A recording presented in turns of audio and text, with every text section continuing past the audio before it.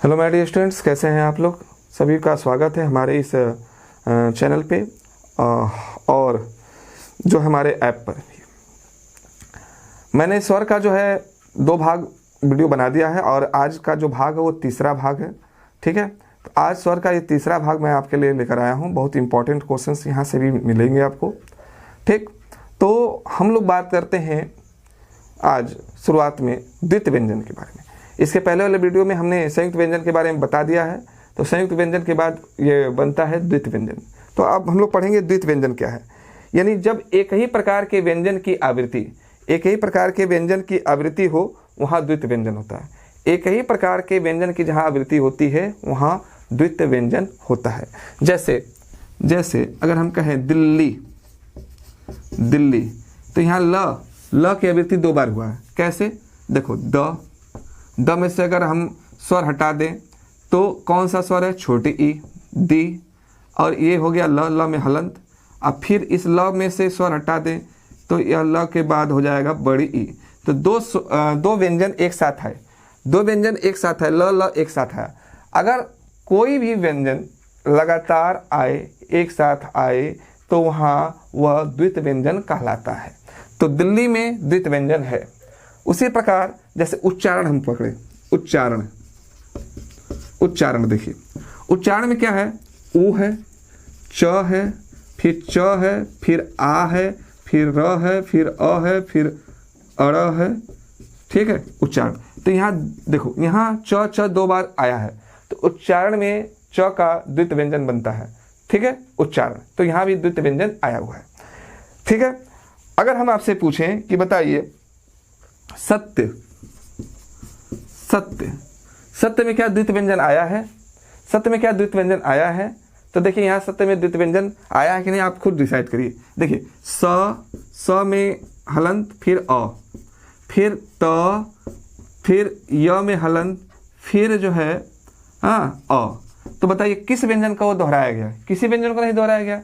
तो जब व्यंजनों को नहीं दोहराया जाए तो वहाँ द्वितीय व्यंजन नहीं होता, और जब व्यंजनों को दोहराया जाता है तो वहाँ द्वितीय व्यंजन होता है। क्लियर हो गया होगा? ठीक है, चलिए एक चीज और हम लोग देखते हैं। क्या? जैसे आप देखो, न्याय, यहाँ न्याय में आप देख रहे हो यह जो है 2 बार आया है, तो क्या यह 2 बार आने से ये द्वितीय व्यंजन हो जाएगा? आइए इसको हम लोग देखते हैं। देखो, न में हलंत, य में हलंत, आ। ठीक, फिर य में हलंत और अ। य और य तो है, लेकिन बीच में क्या है? आ है। ठीक, बीच में आ है। अब बीच में आ हो जाने के कारण ये जो है द्वितीय व्यंजन नहीं कहलाएगा, अर्थात ये द्वितीय व्यंजन नहीं है। ठीक है, ये द्वितीय व्यंजन नहीं है। क्लियर हुआ? ये क्यों नहीं द्वितीय व्यंजन है? क्योंकि बीच में एक वर्ण आ गया है, आ, ये स्वर वर्ण आ गया है। अगर लगातार वर्णों की आवृत्ति और लगातार व्यंजनों की आवृत्ति हो तभी वह द्वितीय व्यंजन कहलाएगा। ठीक है, चलो अब हम लोग बात करेंगे विसर्ग की। विसर्ग देखो, विसर्ग की चिन्हासी ये होती है।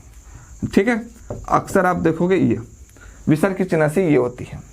ठीक, अच्छा, विसर्ग चिन्ह जो है स्वर के अंत में आता है। विसर्ग चिन्ह जो है हमेशा देखना स्वर के अंत में ही आता है। जैसा कि हम कहें प्रातः। ठीक, तो यहाँ पे देखो, इस त को निकालें तो अ होगा ना। देखो, प्रातः, यानी विसर्ग जो चिन्ह होता है वह स्वर के बाद ही आता है। क्लियर हो गया? अच्छा, विसर्ग जब बोलते हैं तो ह का उच्चारण होता है, ह का। ठीक है, ह का उच्चारण होता है। अब विसर्ग जो है एक अयोग वाव होता है। इसको हम लोग जो है न स्वर कह सकते हैं पूर्णतः और न ही व्यंजन कह सकते हैं। ठीक, ये अयोग वाव होता है। लेकिन फिर भी जब 2 ही खाना मिलते हैं, एक स्वर का खाना और एक व्यंजन का खाना, तो हम इसको स्वर के खाने में रखते हैं, यानी स्वर के स्थान में रखते हैं।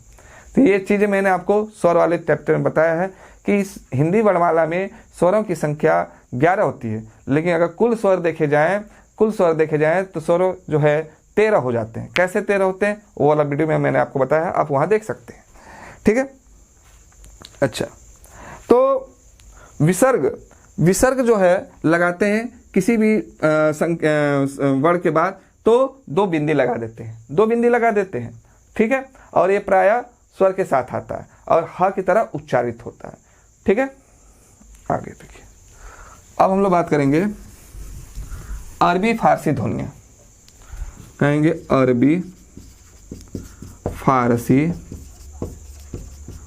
फारसी ध्वनियाँ। अरबी फारसी ध्वनियाँ, या हम लोग इसको कहेंगे आगत व्यंजन।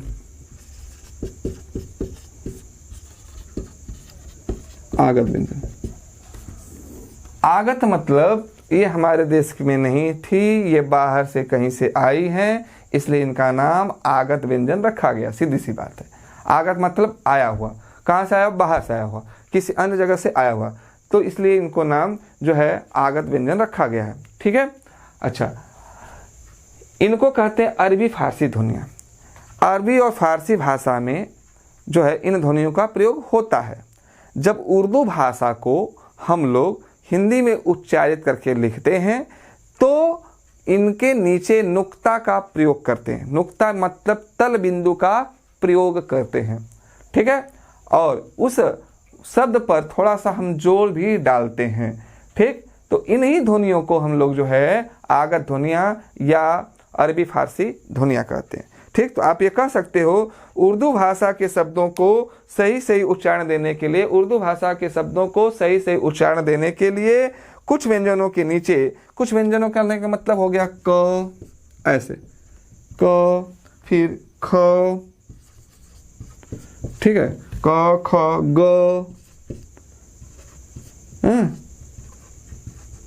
ज,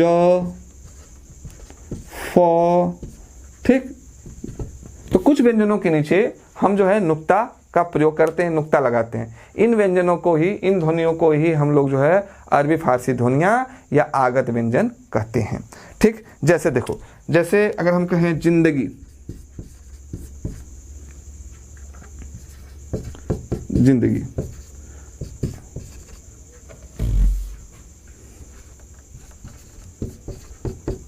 तो एक्चुअली में होता क्या है, वास्तव में क्या होता है, जिंदगी होता है। जिंदगी, ज पर थोड़ा बल आता है, जिंदगी। जैसे कहें गजल, ठीक है ना, गजल। ठीक, गजल।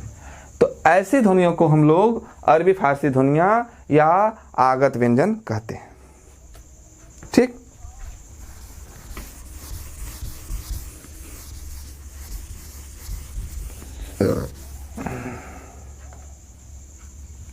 अब हम लोग बात करेंगे अयोगवा। देखो, हिंदी में 2 ही अयोगवा हैं, संस्कृत में 4 होते हैं, लेकिन हिंदी में 2 ही अयोगवा होते हैं। कौन कौन से हैं? अंग, और अह। अंग और अह।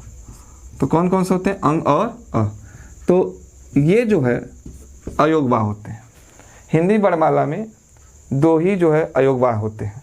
ठीक। और वैसे तो न ये स्वर होते हैं न व्यंजन होते हैं, ये अयोगवा कहलाते हैं। ठीक। अयोगवा क्यों कहलाते हैं? देखो, बात ये है कि अयोगवा को स्वर और व्यंजन के बीच की कड़ी मानते हैं। अयोगवा को स्वर और व्यंजन की बीच की कड़ी मानते हैं। क्यों?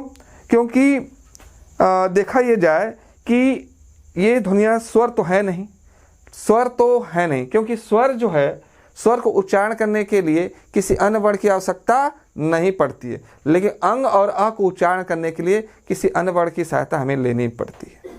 ठीक है। और व्यंजन भी नहीं है। व्यंजन इसलिए नहीं है क्योंकि यह जो है स्वर की भांति प्रयोग में आते हैं, क्योंकि यह स्वर की भांति मात्रा देते हैं, तो इसलिए जो है ये व्यंजन भी नहीं है। ठीक, ये व्यंजन भी नहीं है।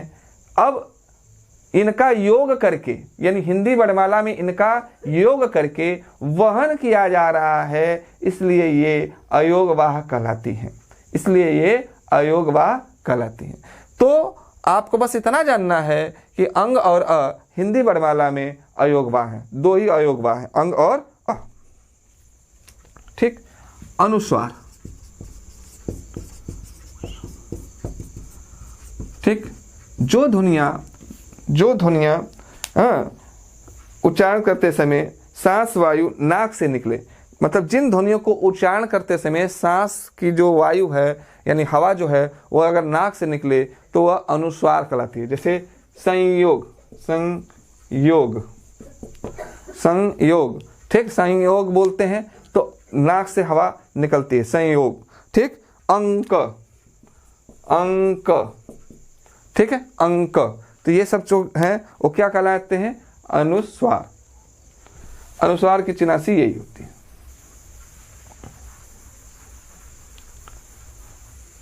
अनुस्वार। अब हो गया यहाँ तक आपको। अब हम लोग देखेंगे व्यंजनों का वर्गीकरण। ठीक है,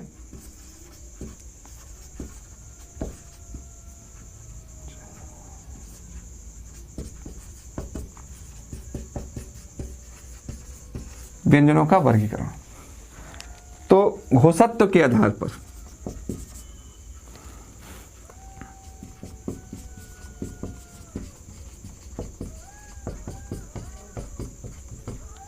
तो पहला हम लोग जो आधार पढ़ेंगे वह है घोषत्व के आधार पर। ठीक है, घोषत्व के आधार पर। तो घोषत्व के आधार पर, ठीक, जो है व्यंजन दो प्रकार के होते हैं, एक सघोष व्यंजन और एक अघोष व्यंजन। ठीक, तो अघोष व्यंजन क्या होता है पहले ये जानो। अघोष व्यंजन जिन व्यंजनों का उच्चारण करते समय स्वर यंत्रियों में कंपन न हो। स्वर यंत्रियां हैं, जिन वर्णों का उच्चारण करते समय यानी जिन व्यंजनों का उच्चारण करते समय स्वर यंत्रियों में कंपन न हो वह अघोष वर्ण कहलाते हैं। ठीक है, हर वर्ग का पहला और दूसरा, हर वर्ग का पहला और दूसरा जो वर्ण होता है, पहला और दूसरा जो वर्ण होता है वो अघोष वर्ण कहलाता है। हर वर्ग का पहला और दूसरा वर्ण। ठीक है, आप चार्ट देख लीजिएगा कि मैंने दूसरे वाले वीडियो में कैसे चार्ट बना के बताया, कौन सा प्रथम वर्ण है, द्वितीय वर्ण है, तृतीय वर्ण है, चतुर्थ वर्ण है, पंचम वर्ण है। ठीक, तो हर वर्ग का पहला और दूसरा जो वर्ण होता है वह अघोष वर्ण कहलाता है। क्लियर हुआ? इसके साथ साथ श, श, श, स, स, स, ये भी जो है अघोष वर्ण कहलाते हैं। स, स, स, ये भी जो है अघोष वर्ण कहलाते हैं। याद रखिएगा, यहाँ ह नहीं लिखे हैं, ठीक है, इसलिए हमने उस वर्ण नहीं बोला है। ठीक, तो हर वर्ग का पहला और दूसरा, पहला और दूसरा वर्ण जो है वह अघोष है, और साथ ही साथ स, स, स, ये भी जो व्यंजन है वो भी क्या है? अघोष है। अब हम लोग बात करते हैं सघोष, सघोष, सघोष व्यंजन। ठीक, सघोष व्यंजन। अच्छा, हर वर्ग का जो है तीसरा, चौथा और पांचवा वर्ण, तीसरा, चौथा और पांचवा, तीसरा, चौथा और पांचवा वर्ण जो होता है वह सघोष वर्ण होता है। वो क्या होता है? सघोष वर्ण होता है। ठीक है, हर वर्ग का तीसरा, चौथा और पांचवा। ठीक, तीसरा, चौथा और पांचवा। साथ ही साथ अंतस्थ व्यंजन। अंतस्थ व्यंजन मतलब य, र, ल, व, अंतस्थ व्यंजन भी जो है वह सघोष व्यंजन है। और यहाँ जो बचा था ह, ये भी जो है सघोष व्यंजन है, सघोष व्यंजन है। ठीक है, तो घोषत्व के आधार पर जो है दो तरह से व्यंजनों को वर्गीकृत किया जा सकता है, एक सघोष व्यंजन और एक अघोष व्यंजन। सघोष व्यंजन हर वर्ग का पहला और दूसरा, ठीक, तथा स, स, स, और ये हो गया अघोष। और सघोष में हर वर्ग का तीसरा, चौथा और पांचवा, हर वर्ग का तीसरा, चौथा और पांचवा। ठीक है, साथ ही साथ य, र, ल, व और ह। तो यहाँ पे एक ट्रिक बन सकता है, यहाँ पे एक ट्रिक बन सकता है, 1, 2, 12 स, 12 स, ठीक, यानी 12 स, ये हो गया अघोष। असघोष के लिए ट्रिक हो गया, ठीक है, 345 अंतस्थ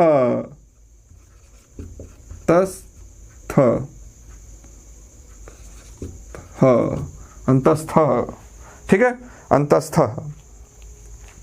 तो घोषत्व के आधार पर जो है व्यंजन को दो भागों में बांटा जाता है। तीसरा चीज, अब ये तो पहला वर्गीकरण हो गया, दूसरा वर्गीकरण हम लोग पढ़ेंगे प्राण तत्व के आधार पर। प्राण तत्व के आधार पर, तत्व के आधार पर, ठीक। अब देखिए, प्राण तत्व के आधार पर व्यंजन जो है वो भी दो प्रकार से वर्गीकृत होते हैं। एक होता है अल्प प्राण और एक होता है महाप्राण। अल्प प्राण, महाप्राण। देखिए,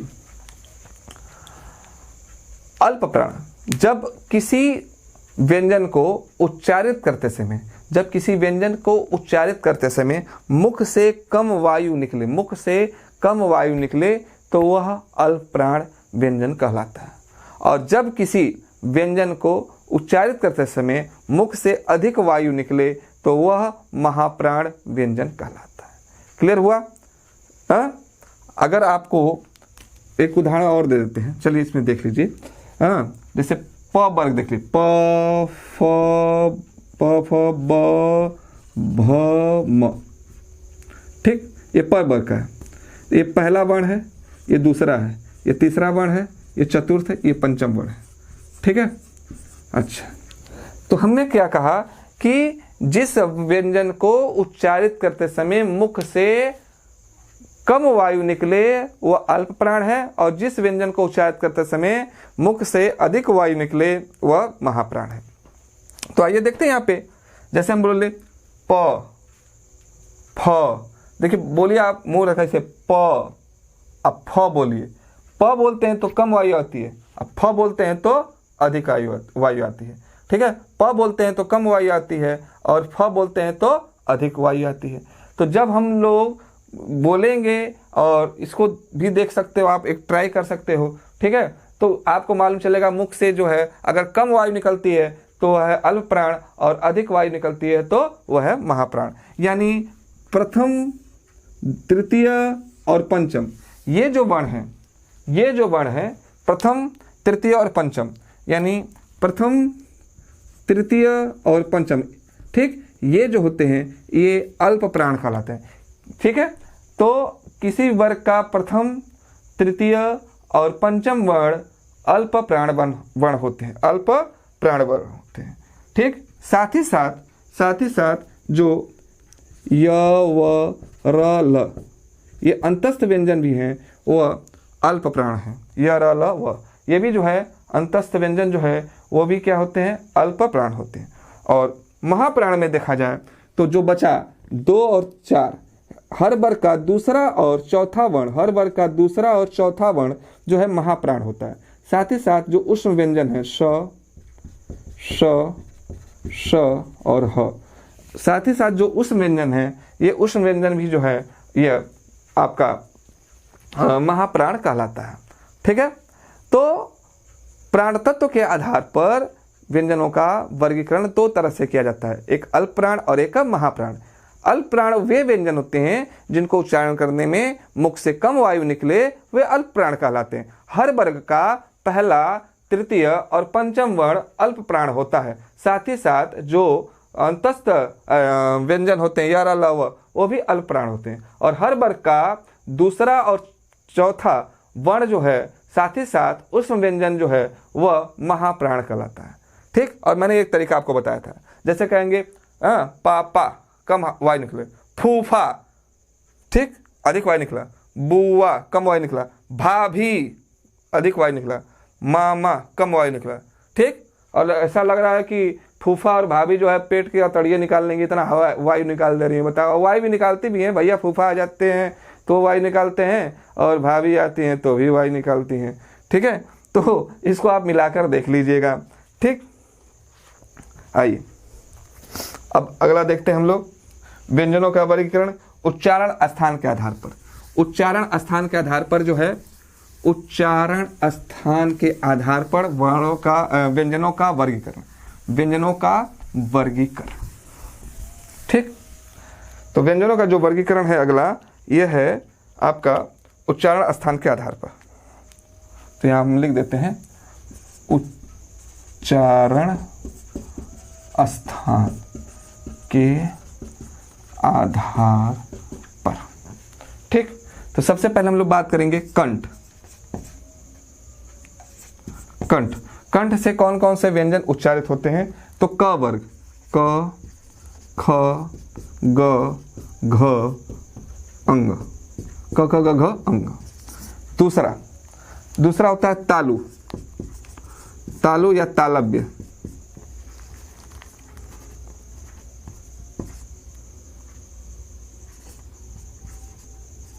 तालव्य, तालु या तालव्य से होता है च वर्ग, च, छ, ज, झ, इय, च छ ज झ इय, च छ ज झ इय, ये होता है तालव्य। ठीक, इसके साथ साथ जो तालव्य स होता है वो भी आता है और यह भी आता है। ठीक है, ये भी लिख लीजिएगा। अच्छा, तीसरा हो गया मूर्धन्य या मूर्धा, आप इसको मूर्धन्य भी बोल सकते हैं, मूर्धन्य। ठीक, मूर्धन्य में क्या होता है? ट वर्ग, ट, ठ, ड, ठीक, फिर ट ठ ड ढ, ट ठ ड ढ अड़। इसके साथ साथ जो द्विगुण व्यंजन होता है ड और ढ, ये भी आता है। ठीक, तो ट वर्ग तो आता ही है, साथ साथ ये जो द्विगुण व्यंजन होता है, आपको बताए होंगे द्विगुण व्यंजन के बारे में, तो ये जो द्विगुण व्यंजन होता है ये भी मूर्धा में ही आते हैं। ठीक, हिंदी वर्णमाला में जो है द्विगुण व्यंजन आपको देखने को तो नहीं मिलते हैं, लेकिन हिंदी के बोलते समय, लिखते समय इन द्विगुण व्यंजनों का प्रयोग होता है। संस्कृत में इनका प्रयोग नहीं होता है, इसलिए ये द्विगुण व्यंजन यानी उच्छिष्ट व्यंजन भी कहलाते हैं। ये सब बातें जो है आपको पहले वीडियो में और दूसरे वीडियो में बताया गया है, वहाँ पर आप जरूर देखिए। पहला वीडियो, दूसरा वीडियो, बहुत अच्छा वीडियो बना हुआ है भाई। उसके बाद आइए दंत। दंत, ठीक, तो दंत में क्या क्या है? दंत में त वर्ग, त, थ, द, ध, न, त थ द ध न, और ये दंती स भी यहाँ पर आ जाता है। दंती स हम इसको कहते भी हैं, दंती स। ठीक है, तो ये भी यहाँ पर आ सकता है अगर ऑप्शन में और कुछ नहीं है तो। ठीक, और कुछ नहीं है तो, यानी ये दंत मसूड़ा भी होता है, लेकिन अगर दंत मसूड़ा नहीं दिया है तो आप दंती स को दंत में आप दे सकते हैं। उसके बाद हम लोग कहेंगे पांचवा ओष्ठ या होठ, ओष्ठ या होठ। तो ओष्ठ से कौन कौन से वर्ण उच्चारित होते हैं? प वर्ग वाले, प, फ, प, फ, ब, भ, म, प, फ, ब, भ, म, ये जो उच्चारित होते हैं ओष्ठ से होते हैं, ओठ से होते हैं। ठीक है, उसके बाद हम लोग बात करेंगे वत्स्य, व त दस स य, वत्स्य यानी दंत मसूड़ा, दोनों मिलाकर दंत मसूड़ा। इसमें कौन कौन से आते हैं? तो इसमें आ जाते हैं आपके स,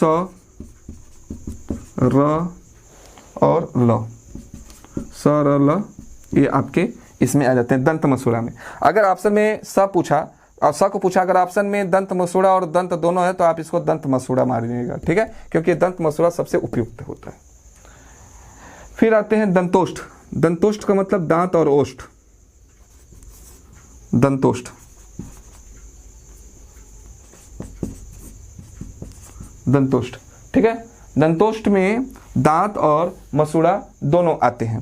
ठीक, तो दंतोष्ठ में क्या आ जाता है? तो दंतोष्ठ में आता है व, दंतोष्ठ में आता है व। फिर आ जाते हैं हम स्वर यंत्रीय में, स्वर यंत्रीय, स्वर यंत्रीय में ह आता है। स्वर यंत्रीय में क्या आता है? ह आता है। ह कंठ के भीतर होता है स्वर यंत्रीय, ह आता है। ठीक, अच्छा, और सबसे इंपॉर्टेंट होता है नासिका। नासिका जो नाक से उच्चारित होते हैं, नाक से वायु जो निकलती है।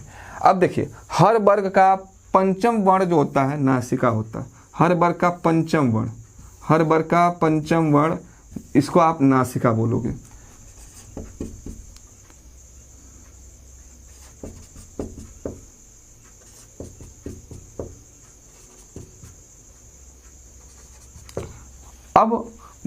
अब कहीं कहीं फंसा देता है। फंसा क्या देता है? पूछ देता है इसका उच्चारण स्थान क्या है, मतलब इन का उच्चारण स्थान क्या है। अगर ऑप्शन में कंठ दिया है, नासिका नहीं दिया है, ठीक, तो आप वहाँ पर कंठ मारिएगा। अगर ऑप्शन में नासिका दिया है, कंठ भी दिया है, तो आप वहाँ पर जो है नासिका मारिएगा, ठीक। और अगर ऑप्शन में कंठ नासिका भी दे दिया है, वो भी लिख दिया है, तो आप कंठ नासिका मार दीजिएगा। ओके, क्लियर हुआ? चलिए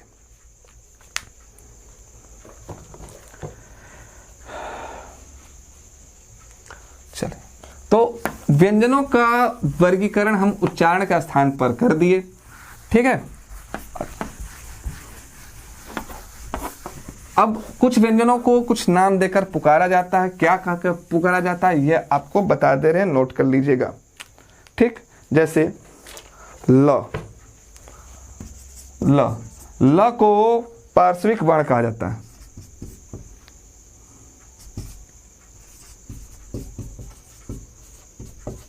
पार्श्विक वर्ण कहा जाता है, ठीक है।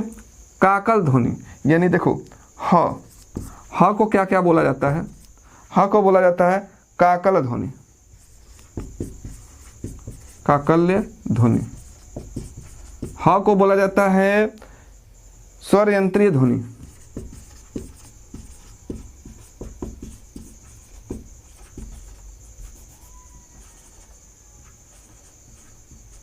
स्वर यंत्री ध्वनि, ठीक है। अच्छा, उसके बाद च, छ, ज और ञ, ये चार वर्ण, च छ ज झ ञ, ठीक। इनको बोला जाता है स्पर्श संघर्षी, स्पर्श संघर्षी, ठीक है। ये है स्पर्श संघर्षी, ठीक। और एक चीज छूट गया है शायद, र को बोला जाता है लुंठित वर्ण,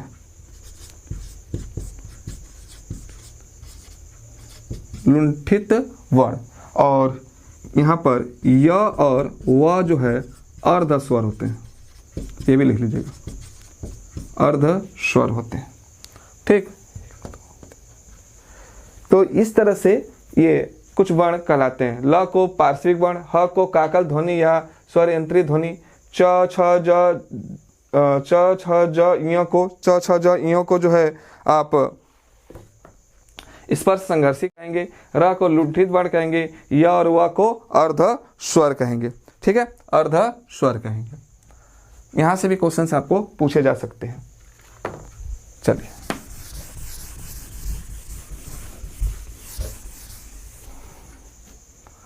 अब हम लोग देखते हैं मानक वर्ण और अमानक वर्ण।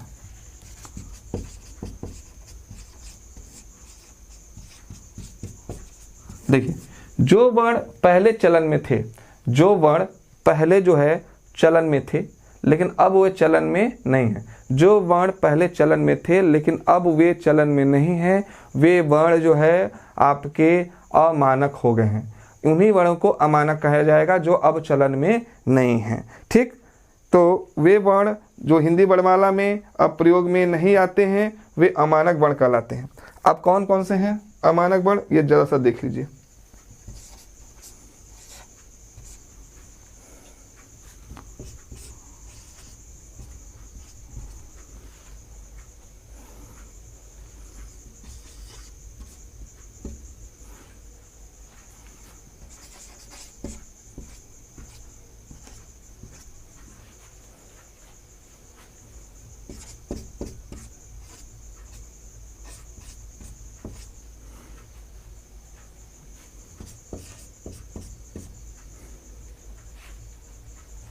अब ये मानक बाण है, इनका मानक रूप क्या है इसमें?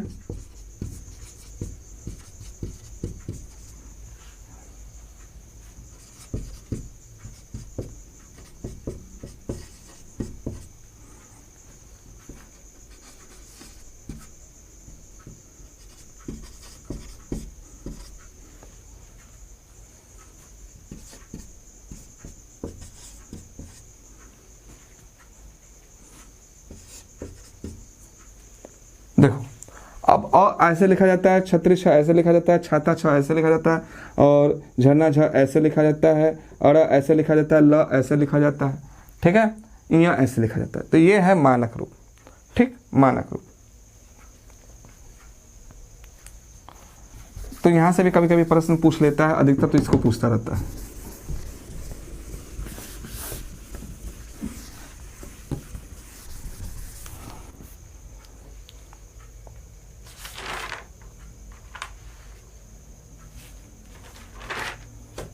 हलंत,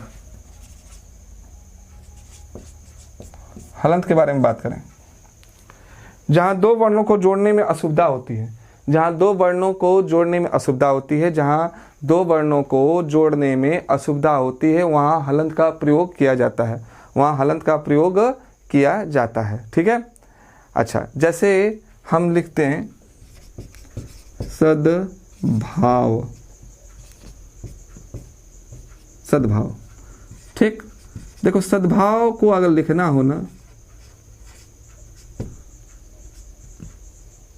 लेकिन अब सद्भाव ये जो लिखा गया है, ठीक, इस यहाँ पर लिखने में थोड़ी असुविधा सी महसूस होती है, ठीक है। तो इस असुविधा को बचने के लिए हलंत का प्रयोग कर लिया जाता है। तो जहाँ असुविधा सी महसूस होती है, ठीक, आधा वर्ण को बताने में वहाँ हलंत का प्रयोग कर लेते हैं। जैसे ये हो गया पट्टा, पट्टा, पट्टा ऐसे भी लिखा जा सकता है, ठीक है, लेकिन यहाँ पे इसको ऐसे लिख दिया। पद्मा, ठीक, यहाँ हलंत का प्रयोग कर लेते हैं। यानी हलंत का प्रयोग हम अपनी सुविधा के लिए कर सकते हैं जब लिखने में असुविधा हो रही हो, कठिनाइयाँ हो रही हो, जोड़ने में मतलब शब्दों को जोड़ने में, व्यंजनों को जोड़ने में कठिनाइयाँ महसूस हो रही हैं, तो वहाँ हलंत का प्रयोग किया जाता है, ठीक है। और कोई बहुत बड़ी बात नहीं है।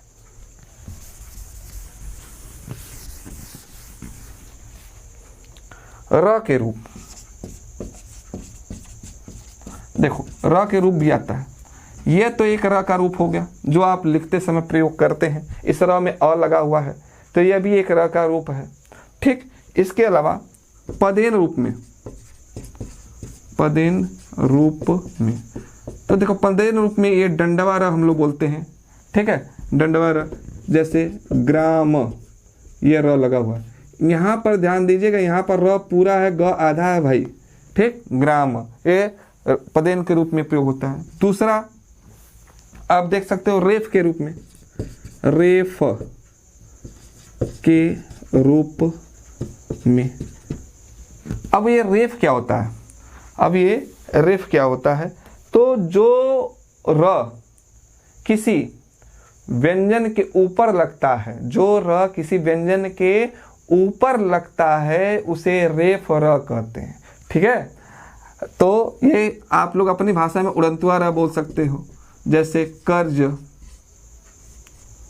कर्ज, ठीक है, कर्ज, फर्ज, हाँ, ये सब जो है रेफ है, ये उड़नतुआ र को रेफ बोला जाता है। तीसरा गोल पेंदी वाला,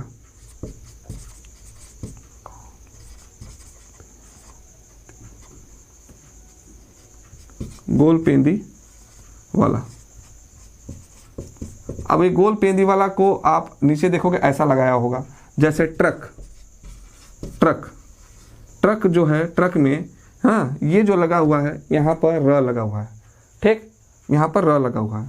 अब ये एक चीज़ याद रखना, ये ट का ये हो गया, हाँ, और ये र पूरा हो गया, ठीक, र पूरा हो गया, और ये क, इसी को लिखा गया है ट्र क।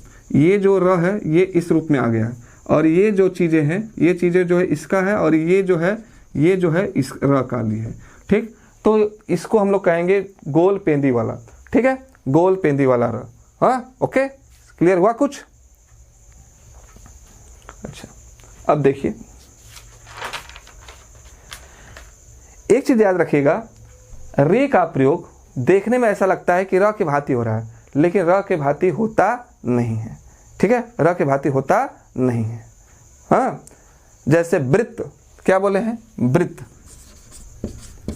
वृत्त बोल रहे हैं, र जैसा उच्चारित हो रहा है लेकिन र का प्रयोग हुआ नहीं है। ठीक है, यहाँ पर रे का प्रयोग हुआ, यहाँ पर किसका प्रयोग हुआ है? रे का प्रयोग हुआ। ठीक, वृत्त।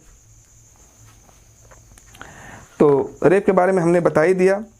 हाँ, और इसके बाद सबसे अंतिम पॉइंट जो बचता है वह शब्दकोश में प्रयुक्त होने वाले वर्ण के रूप होते हैं। ठीक है, तो शब्दकोश में जो वर्ण प्रयोग होते हैं वो कैसे होते हैं उसके बारे में ज़रा सा देख लीजिए। ठीक है, हम यहाँ पर हेडिंग दे सकते हैं, शब्दकोश, शब्दकोश में प्रयुक्त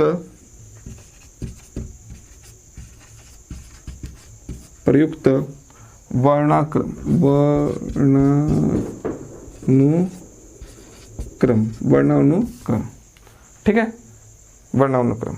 अब देखिए जरा सा, इसमें सबसे पहले हम लोग लिखेंगे अंग, अह, ये पहले आ जाता है, अंग और अयोग भाव पहले आता है, फिर अ, आ, छोटी ई, बड़ी ई, छोटा ऊ, बड़ा ऊ, री, री, फिर ए, फिर ऐ, फिर ओ, फिर औ। ठीक है, ये आ जाता है। इसके बाद इस स्वर के बाद व्यंजन चालू होते हैं, तो व्यंजन चालू होगा क। ठीक, क व्यंजन, क के बाद छत्री छ वाला आता है, क्योंकि छत्री छ का आप वहाँ पढ़ाए होंगे संयुक्त व्यंजन में, तो छत्री छ जो है वह क के बाद आता है, वहाँ पर आपको बताए होंगे। फिर ख, क ख ग, घ, क ख ग घ, अंग। फिर च आ जाता है, च छ ज, च छ ज। ठीक, ज में ज्ञ आता है, ज क्या क्या आता है? ज्ञ आता है, च छ ज झ, हाँ, ज्ञ आता है, और ज्ञ फिर उसके बाद आता है इं। ये भी तो संयुक्त व्यंजन है, च छ ज झ, च छ ज झ, झ, झ के बाद इं आता है, झ के बाद इं आता है, च छ ज झ इं। लेकिन ज के बाद कौन सा व्यंजन आया है? ज्ञानी ग वाला है, ये देख रहे हो, ज्ञ, ज्ञ वाला। ठीक, अच्छा, उसके बाद आता है ट वर्ग, हम यहाँ लिख देते हैं ट, ट, ठ, ठीक, ट, ठ, ड, और ड जब बनाते हो तो उसके साथ मूर्धन्य ड वाला भी आ जाता है, फिर ढ, ये भी आ जाएगा, ढक्कन ढ वाला, फिर अड़। ठीक, आप देखते जाइएगा।